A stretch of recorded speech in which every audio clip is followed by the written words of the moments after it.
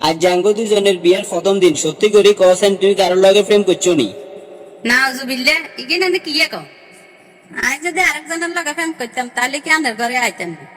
বাহ বাহ, তাহলে তো বুঝো যার বাংলার একমাত্র খাটিবো আইনি হাসি। প্রেম করি না ঠিক, তবে 3-4 হাজার প্রেমের প্রস্তাব পাইছি।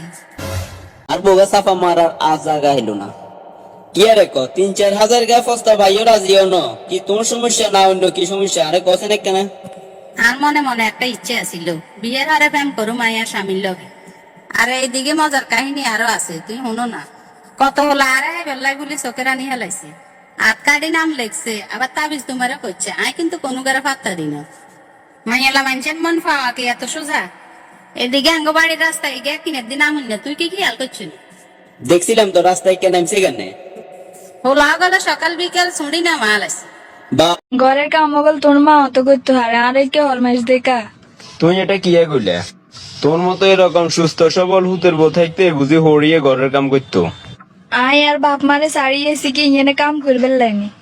বিয়ের আগে কি কইছ? আর পরিবার মানে তোর পরিবার।